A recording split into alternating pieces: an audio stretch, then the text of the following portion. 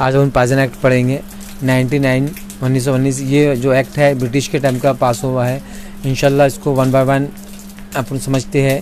आपको सारे act important है, 2 पेज का एक्ट है। इसमें बहुत बार ऑब्जेक्ट पूछ लेता है, बहुत बार आपको लिस्ट एंड लिस्ट भी पूछ लेगा, पनिशमेंट पूछ लेगा, आपको बहुत कुछ भी पूछ सकता है 2 पेजेस से।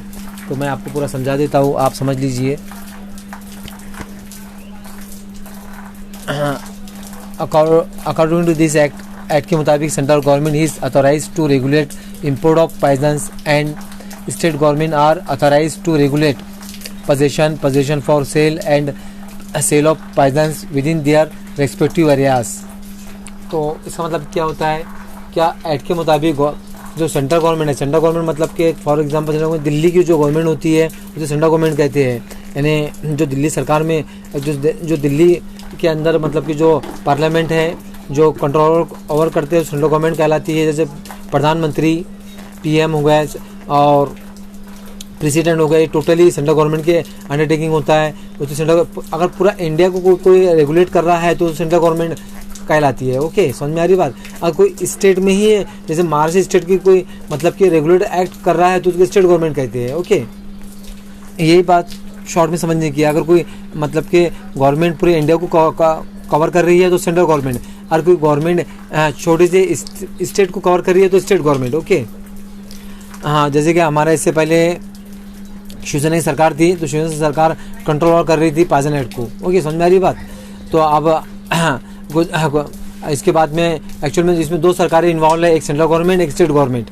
आई मीन मतलब दिल्ली की जो दिल्ली में जो लोग बैठे वो गवर्नमेंट और जो स्टेट में बैठे वो गवर्नमेंट। ओके, नेक्स्ट आता है central government is authorise to regulate. वो रेगुलेट कर सकते हैं मतलब कि रेगुलेट करना मतलब कि काबू में रख सकते हैं इम्पोर्ट ऑफ पॉइजन का जो दरामद है, जो पॉइजन जहाँ से आता है, एंड स्टेट गवर्नमेंट मतलब महाराष्ट्र गवर्नमेंट जो स्टेट गवर्नमेंट जो भी स्टेट की गवर्नमेंट होती है। जैसे हम महाराष्ट्र स्टेट में तो Maharashtra state government are authorise to regulate, और महाराष्ट्र और स्टेट गवर्नमेंट भी रेगुलेट कर सकती है इसे। पोजीशन यानी कब्जे को, जो इसका मालिकियत कब्जा है उसे सिर्फ गवर्नमेंट के पास ही कब्जा रहता है इसका। पोजीशन फॉर सेल, इसका जो सेल का जो कब्जा है सिर्फ गवर्नमेंट ही सेल कर सकती है। फरोख्त तो जैसे हम सिर्फ गवर्नमेंट ही बेच सकती है, बाकी कोई इंसान बेच नहीं सकता इसको। समझ में आ रही बात। नेक्स्ट आता है एंड सेल ऑफ पॉइजन की बिक्री। पॉइजन की बिक्री भी कौन कर सकती है, स्टेट गवर्नमेंट या central government. Okay, within their respective areas. इसका मतलब होता है अपने अपने एरियाज के अंदर। अगर सेंट्रल गवर्नमेंट अगर दिल्ली सरकार मतलब कोई सेल कर रही है पॉइजन तो उसे कहते हैं सेंट्रल गवर्नमेंट। अगर सिर्फ स्टेट गवर्नमेंट ही काम कर रही है, यानी महाराष्ट्र की गवर्नमेंट अगर पॉइजन सेल कर रही है या कोई तरह का रेगुलेट कर रही है पॉइजन को मतलब कि कोई तरह का ये कर रही है तो स्टेट गवर्नमेंट कहलाएंगे। इसको रिस्पेक्टिव एरियाज के अंदर उनके यानी उनके बेतरतीब areas. Any substance specified as a poisons under this act. इसमें लिखा हुआ है कि कोई भी सब्सटेंस अगर ये कैटेगरी में ये एक्ट के अंदर आता है, यानी कोई भी मादा अगर ये एक्ट में आता है तो पॉइजन हो जाएगा। ये हो रहा जुमले का मतलब, अगर कोई भी मादा अगर इस एक्ट के अंदर आ गया तो पॉइजन कहलाएगा। ये हो रहा जुमले का मतलब। His deem to be poison, deem उसको पॉइजन समझा जाएगा। For the purpose of this act, या इसका मकसद ही यही है क्या पॉइजन कौन सी चीज़ है, पॉइजन कौन सी चीज़ नहीं है। यही डेफिनेशन में बयान करता है ये एक्ट। ओके, नथिंग नहीं है in this act applies to और interferes with the anything done in good faith in the exercise of the profession by medical और वेटरनरी प्रैक्टिशनर। इसमें मतलब कि एक्ट उन पर अप्लाई नहीं होता है अगर इन गुड फेथ यानी अच्छी नीयत से अगर कोई मतलब कि पॉइजन सेल करते हैं या बेचते हैं, कोई तरह का यूज़ करते हैं तो उन पर कोई अप्लाई नहीं होता है। फॉर एग्जांपल बहुत जगह मेडिकल पर मेडिकल के लिए यूज़ करते हैं इसको, मेडिकल में दवाओं के लिए यूज़ करते हैं, ज़रूरत पड़ जाती है बहुत सारे टेस्टिंग के लिए, उसके लिए ज़रूरत पड़ सकती है। नेक्स्ट आता है वेटरनरी यूज़। आपने सुना होगा पागल कुत्ते हो जाते हैं तो उनको क्या खिलाते हैं, पॉइजन खिलाते हैं। अगर कोई जानवर पागल हो चुका है, कोई प्रॉब्लम क्रिएट कर रहा है तो उस शक्ल में क्या करते हैं, पॉइजन खिलाते हैं। ओके, समझ में आ रही है, वेटरनरी प्रैक्टिशनर उसे कहते हैं। ये हो गया, आपको समझ में आ गया इसका बिहाइंड द ऑब्जेक्ट यानी इसके पीछे क्या एंड पॉइजन का मतलब मकसद ये है क्या पूरा गवर्नमेंट के पास इसका रेगुलेशन होना चाहिए। ओके, अब ऑब्जेक्ट पढ़ते हैं अपन।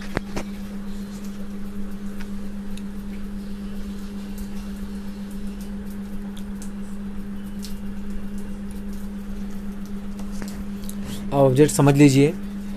The main object of passing this act was to regulate and control the import position and sale of passenger. जो इससे पहले आपको समझाया, इसका मेन ऑब्जेक्ट क्या है, क्या सरकार ने इसको रेगुलेट करना चाहिए, इसकी निगरानी में तो काबू रखना चाहिए, इसके हर चीज़ पर कंट्रोल, यानी कोई कंट्रोल का रेगुलेट एक ही चीज़ है, मतलब कि अमल कंट्रोल करना चाहिए। इंपोर्ट यानी उसकी दरामद पर, यानी जो कहाँ से चीज़ आ रही है उस पर, पोजीशन यानी उसके कब्जे पर, and sale of passenger and passenger की सेल पर एंड पैसेंजर की बिक्री पर। ओके, ये मेन ऑब्जेक्ट है, इसका याद कर लीजिए, एक लाइन के ऑब्जेक्ट है, ज़्यादा हार्ड ऑब्जेक्ट नहीं है, ये याद करने के लिए इजी है। ओके, मेन उसका ऑब्जेक्ट क्या है, रेगुलेट एंड कंट्रोल, एंड सरकार की निगरानी में काम होना चाहिए, सरकार का पूरा कंट्रोल होना चाहिए इसके, एंड पूरा होना चाहिए इंपोर्ट पर, पोजीशन मतलब कब्जा, इसका पूरा कब्जा सरकार का होना चाहिए, एंड सेल यानी इसकी बिक्री पर भी सरकार का कब्जा होना चाहिए।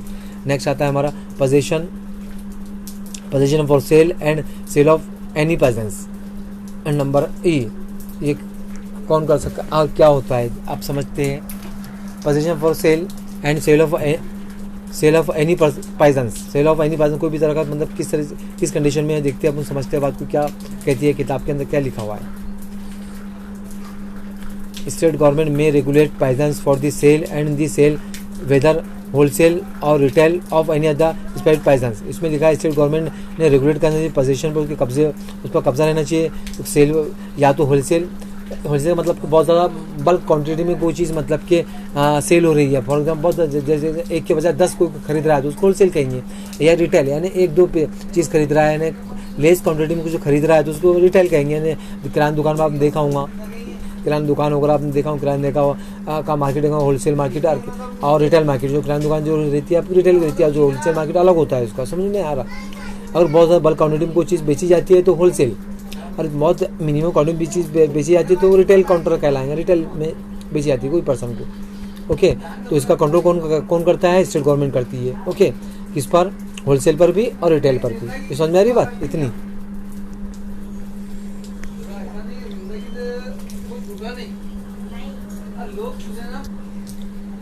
The state government may regulate the possession for sale and the sale whether wholesale or retail of any specified person.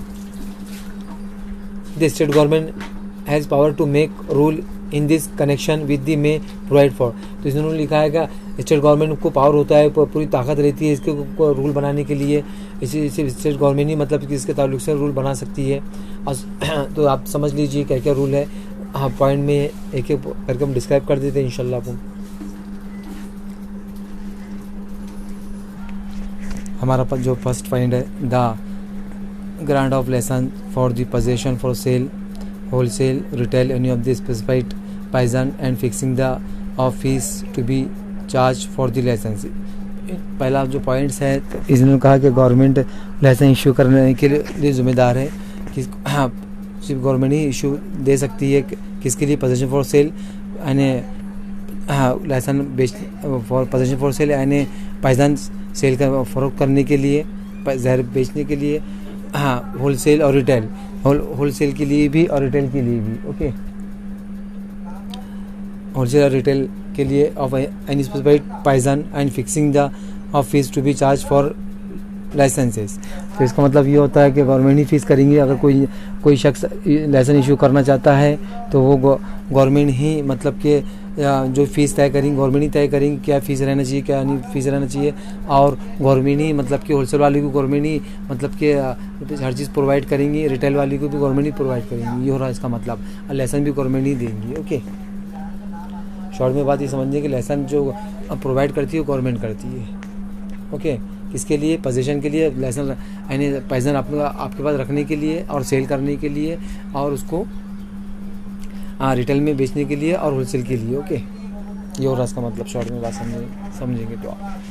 The classes of person to him licence for the position for sale and sale of person are to be guaranteed. इसमें लिखा है जो classes, एक licence की classes बना दी जाएंगी, retail के लिए ये लोग, होलसेल के लिए ये लोग बना दी जाएंगे, और कुछ ऐसे भी क्लास बना दी जाएंगी कि आप ये पर्टिकुलर लाइसेंस बेच सकते हैं। इस तरह से भी क्लासेस बना सकती है, एज़ पर लोगों के लाइसेंस के मुताबिक ऐसे क्लासेस बना सकती है, जमात बंदी कर सकती है गवर्नमेंट।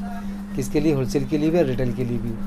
यानी स्पेसिफिक पर्सन एक जगह मिल सकता है, दूसरा पर्सन दूसरी जगह मिल सकता है, ऐसा भी हो सकता है।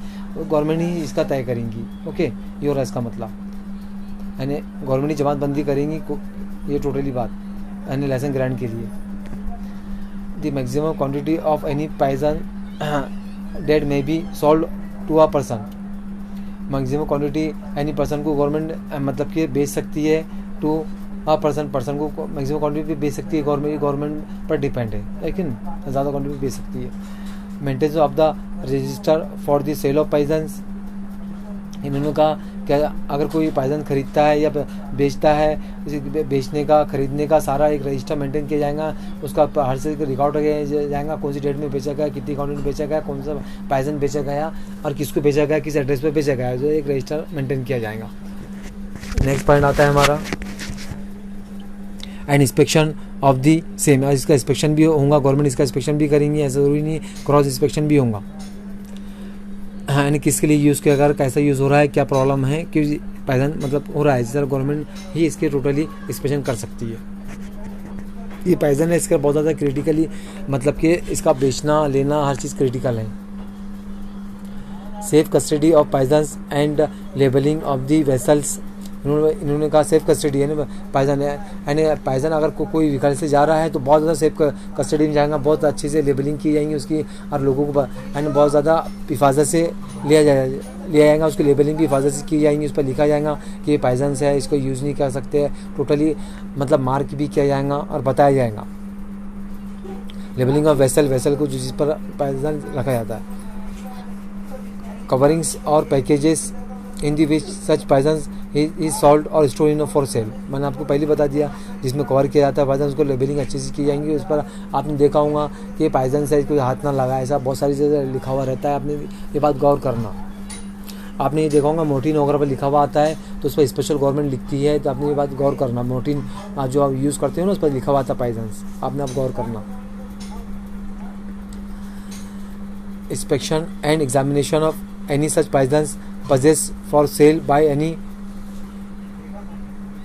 वेंडर मतलब चलते फिरते वाला इंसान को, यानी गवर्नमेंट इंस्पेक्शन भी कर सकते हैं। अगर कोई इंसान पकड़ा गया कि भाई ये एग्जाम क्या इंस्पेक्शन कर लेंगे कि आपने पॉइजन खरीदा है, क्या किया है, कौन सा पॉइजन है, वो इंस्पेक्शन करेंगे, एग्जामिनेशन भी करेंगे कौन सा पॉइजन है, यानी उसको लेबोरेटरी में टेस्ट भी की जाएंगी। और अब ये पॉइंट समझ में आएगा, पहला क्या है गवर्नमेंट लाइसेंस प्रोवाइड करेंगी, दूसरा पॉइंट क्या है ऐसा क्लास बंदी करेंगी, किसको पॉइजन बेचना, कौन से लोगों को पॉइजन बेचना, रिटेल लोगों की, होलसेल लोगों की जमातबंदी की आएंगी, अब पर्टिकुलर कौन सा पॉइजन किसको मतलब सेल करना चाहिए, किसने नहीं सेल करना चाहिए। Number 2 points.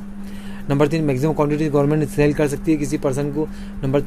नंबर 3 पॉइंट है गवर्नमेंट एक रजिस्टर मेंटेन करेंगी, आपको पता है रजिस्टर किस तरह मेंटेन करेंगी, सारी चीज़ें उस पर लिखा हुई रहेंगी, एंड टोटली डेट, रजिस्टर, उसका नाम, उसका एड्रेस, सारी चीज़ें उसकी लिखी हुई रहेंगी, कितनी क्वांटिटी, कितनी एड्रेस पर कब खरीदा गया, कैसा खरीदा गया और किस पर्पज़ से खरीदा गया, रजिस्टर मेंटेन हो किया जाएगा। नेक्स्ट सेफ कस्टडी हिफाजत से की जाएंगी, लेबलिंग की जाएंगी, उसका जो भी वेसल में कवरिंग किया जाता है। नेक्स्ट में इंस्पेक्शन भी होगा, एग्जामिनेशन भी होगा, और कोई इंसान पकड़ा गया वेंडर यानी चलते फिरते लोग पकड़े जाते हैं उसका एग्जामिनेशन भी होगा, वो भी होगा। ओके, समझ में आ रहा है, इंस्पेक्शन भी होगा, एग्जामिनेशन भी होगा लेबोरेटरी के अंदर। ये पॉइंट आपको समझ में आ होगा, possession for sale and sale of any poisons, ये होगा। अब दूसरा पॉइंट भी इजी है, ज़्यादा हार्ड नहीं है, आपको बता देता हूँ। The state government has power to make rule regarding the possession of any specified poison in the local area where such poison can be use for murder. इसमें लिखा हुआ है द स्टेट गवर्नमेंट मतलब पावर रखती है, उसके अंदर पूरी ताकत रहती है कि एक रूल बनाए रिगार्डिंग पोजीशन यानी पोजीशन जिसके रिगार्डिंग पोजीशन जो लोगों ने मतलब स्पेसिफिक पॉइजन का मतलब कब्जा कर रखा है इन लोकल एरियाज़ के अंदर, किसके लिए कैन बी यूज यानी मर्डर करने के लिए इस्तेमाल किया जाता है, खून करने के लिए जो इस्तेमाल किया जाता है, जो गवर्नमेंट ने उसके लिए रूल बनाना चाहिए कि ताकि मतलब कि किस तरह से लोगों पर उसका यूज़ करते हैं मर्डर करने के लिए। गवर्नमेंट ने स्पेसिफिकली स्ट्रिक्ट रूल बनाना चाहिए पॉइजन के ताल्लुक से, बहुत ज़्यादा स्ट्रिक्ट रूल होते हैं। ये कौन रूल बनाएगा, गवर्नमेंट बनाएंगे, यानी स्ट्रिक्ट रूल बनाना चाहिए गवर्नमेंट ने to make a rule regarding the possession of any poison. Possession मतलब कब्जा, यानी किसी का पॉइजन का कब्जा है, जिसको गवर्नमेंट ने रूल बनाना चाहिए किसके लिए मतलब जो मर्डर के लिए इस्तेमाल खून करने के लिए इस्तेमाल किया जाता है, या तो फॉर पॉइजनिंग कैटल यानी बहुत सारी मैंने बताया था पॉइजनिंग कैटल यानी जो जानवर रहते हैं जो पागल हो जाते हैं, जानवर जो घूमते फिरते रहते हैं उनके लिए। And in the such local area where such are very frequent, जो बहुत ज़्यादा अगर इस्तेमाल किया जा रहा है पाइथन, तो उसके लिए गवर्नमेंट इंस्पेक्शन करनी चाहिए, एग्जामिनेशन करना चाहिए, बहुत ज़्यादा इसकी रूल बनाना चाहिए। मतलब सेकंड पॉइंट ये है आपका, इसमें समझने की बात ये है। अभी इसमें वो भी दे दिया है, पनिशमेंट भी दे दिया है, तो आपको पनिशमेंट भी बता देता हूँ। Any break of this rule is punishable with imprisonment up to 1 year. और अगर कोई इसका रूल ब्रेक करता है, अगर कोई इंसान पकड़ा जाता है पाइथन, अगर किसी के पास लाइसेंस नहीं है, और ये सिर्फ गवर्नमेंट ही सेल कर सकती है, और किसी के पास लाइसेंस है पाइथन सेल करने का तो गवर्नमेंट इंस्पेक्शन करेंगे। अगर किसी के पास कुछ भी नहीं है और पाइथन सेल करता है तो उसको सज़ा हो जाएंगी। कितना फाइन भरना होगा, 1000 रुपीज़, और हो सकता है उसको मतलब कि सज़ा हो जाएंगी। पाइथन की कन्फिक्सेशन ऑफ दी पाइथन, कन्फिक्शन मतलब कब्जे में लेंगे गवर्नमेंट, यानी कन्फिक्शन मतलब जब्ती कर लेंगे पाइथन को, यानी भाई आपने पाइथन ले लिया, ये हमारा हक है, ये हम ही इसको सेल कर सकते हैं। कन्फिक्शन यानी जब्ती कर लेंगे government of the poison in respective which the breach of has been committed. अगर कोई रूल टूटता है, ब्रिज यानी रूल टूटता है, कमिटेड यानी कोई क्राइम होता है, तो इस तरह का गवर्नमेंट मतलब कि उसको जब्त कर लेंगे पाइथन, और उस पर फाइन भी लगा देंगी गवर्नमेंट। ओके, और 1 साल की उसको सज़ा भी हो जाएंगी उसको। ये है इसके पनिशमेंट भी आप समझ में आ गई। अगर कोई रूल ब्रेक होता है, कोई इंसान अगर ब्रेक करता है, अगर पाइथन बेचता है कोई भी तरह के लिए, तो उसको 1000 रुपये सज़ा है और 1 साल की भी सज़ा है। इसमें से कोई हो सकती है, या तो 1 साल की सज़ा हो जाएंगी, या तो 1000 रुपये फाइन लग जाएगा। वैसे ये 1919 का रूल है। अभी तो बहुत ज़्यादा मतलब स्ट्रिक्ट कानून आ चुकी है पाइथन के ताल्लुक से। हमारा नेक्स्ट आता है इम्पोर्ट ऑफ पाइथन, यानी पाइथन का इम्पोर्ट, पाइथन का दरामद यानी पाइथन का लाना किस तरह से किया जाता है, ये इंशाल्लाह और आपको अच्छे से समझा जाएगा। आप अच्छे से समझिए, देखिए पॉइंट इसको। सबसे पहला पॉइंट आप समझते हैं, import of special poison is allowed only under and accordance with the condition of the licence. इसमें लिखा हुआ है जो इम्पोर्ट ऑफ पाइथन कि सिर्फ उन्हीं को अलाउड किया जाएगा जिनके पास में लाइसेंस रहेगा, और वो कंडीशन कौन सा जो भी लाइसेंस दिए जाएंगे गवर्नमेंट उस कंडीशन के मुताबिक मतलब कि इंपोर्ट किया जाएगा। ऐसा नहीं जो भी आपका जैसे कि लिस्ट ए या लिस्ट बी, किसी को लिस्ट ए का लाइसेंस हो तो लिस्ट ए ही मिलेंगे, उसको बी नहीं मिलेगा, किसी को बी का लाइसेंस तो उसको ए नहीं मिलेगा। समझ लो, ये कंडीशन ऐसी रखी गई है इसके अंदर, जो आगे हम पढ़ेंगे। सेंट्रल गवर्नमेंट में regulate the grant of such licence, ये मतलब कौन प्रोवाइड करेंगे लाइसेंस, सेंट्रल गवर्नमेंट करेंगे। और ऊपर हमने पढ़ा स्टेट गवर्नमेंट भी, स्टेट गवर्नमेंट किसके लिए लाइसेंस प्रोवाइड करेंगी, पोजेशन के लिए, सेल के लिए, रिटेल के लिए, होलसेल के लिए। लेकिन दरामद के लिए और इम्पोर्ट ऑफ पाइथन के लिए कौन मतलब कि ये करेंगे, सेंट्रल गवर्नमेंट ही करेंगी, इसमें लिखा हुआ है। ओके, नेक्स्ट आता है penalty for the unlawfully importation, possession for sale and sale of any poison. इसमें लिखा है क्या, पेनल्टी यानी सज़ा हो सकती है अनलॉफुली इंपोर्टेशन, यानी कानून को ब्रेक करता है कोई, मतलब गलत तरीके से मतलब कि इंपोर्टेशन करता है कोई, गलत तरीके से मतलब दरामद देना, मतलब कोई चीज़ मतलब बाहर देश से लेकर आ, दरामद मतलब कि विदाउट देश से कोई चीज़ खरीद के ला लेना, उसको बोलते हैं इंपोर्टेशन। ओके, लेकर आ जाता है तो अनलॉफुली यानी गैर कानूनी तौर से मतलब इंपोर्टेशन होता है, यानी गैर मुल्की से पोजीशन यानी कब्जे में ले लेता है फॉर द सेल यानी बेचने के लिए, सेल ऑफ एनी कोई भी तरह का पाइथन। तो क्या होता है देखते हैं, unlawful position for cell, unlawful position यानी आपके पास पोजीशन नहीं है, लाइसेंस नहीं है, तो अनलॉफुल ही होगा ना।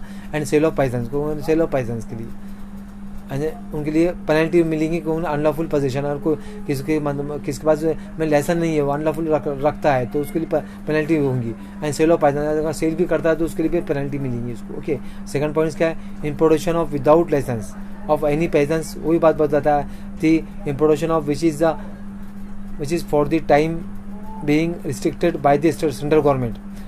इसमें लिखा हुआ है कि अगर आपके पास लाइसेंस नहीं है और आपने इंपोर्ट कर दिया है for the time being restricted by the central government ने रिस्ट्रिक्शन लगाया था कि आपने ये इस टाइम तक लाइसेंस, आपने लाइसेंस नहीं, ये वो नहीं खरीदना चाहिए था, पाइथन नहीं खरीदना चाहिए, तो आपने नहीं लेना चाहिए था। ओके, एक रिस्ट्रिक्शन होता है ना गवर्नमेंट का कि आपने ये टाइम में ये पाइथन नहीं खरीदना चाहिए। अगर आपने खरीद लिया है विदाउट गवर्नमेंट के इंटीमेशन के तो आपको पेनल्टी होंगी, ये हो रहा जुमले का मतलब। Okay, breach of any condition और of licence for the importation of any poison granted to him are punishable. अगर आपको लाइसेंस मिला है और आपने कोई तरह का आपको ऐसा लाइसेंस मिला है कि आपने ए लिस्ट ही खरीदना चाहिए था पाइथन की और आपने बी खरीद डाला, बी लिस्ट खरीदा तो आपको मतलब कि इसका ब्रिज मतलब कि पेनल्टी लगेगी। तो इसमें ब्रिज ऑफ एनी कंडीशन, यानी कोई भी तरह की ब्रिज मतलब तोड़ते हैं, कोई भी कंडीशन आप लाइसेंस की तोड़ते हो।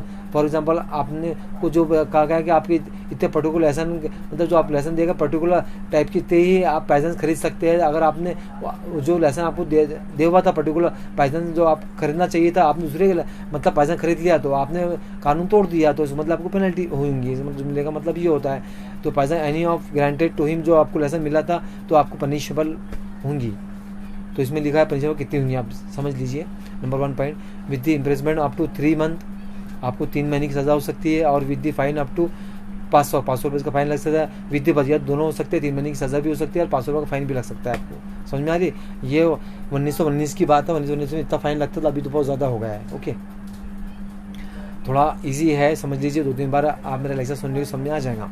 विद द बात, इन दोनों भी हो सकते हैं। और ना फर्स्ट कन्विक्शन, ये पहली कन्विक्शन ये हो सकता है आपको, अगर आपने पहली बार ये कंडीशन ब्रीच करा है, ब्रीच मतलब तोड़ते हैं, ब्रीच मतलब तोड़ना। अगर आपने पहली बार ऐसा कानून तोड़ दिया, जैसे कि आपने एक ए लिस्ट के लाइसेंस खरीदना चाहिए था, आपने बी लिस्ट खरीद डाला है पहली बार, तो आपको 33 हज़ार 3 महीने की सज़ा हो जाएंगी और 500 फाइन लग जाएगा। या तो दोनों भी हो सकते हैं, आपकी एज पर कंडीशन कोड जो भी आपका तय करेंगे। ओके, नेक्स्ट आता है ये फर्स्ट कन्विक्शन है, पहला जुर्म पर। नेक्स्ट क्या आता है, with the imprisonment up to 6 month और विद द अप टू 1000 वित्ती बहुत, या दोनों हो सकते हैं। या तो आपको 6 महीने की सज़ा हो जाएंगी, या तो 1000 रुपये का फाइन लग जाएगा, या तो दोनों हो सकते हैं।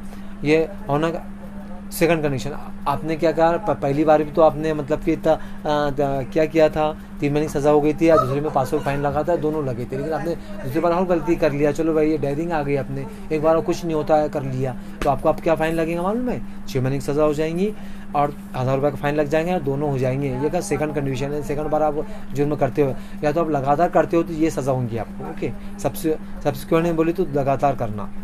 आ रही बात ख्याल में? नेक्स्ट हम बात समझते हैं।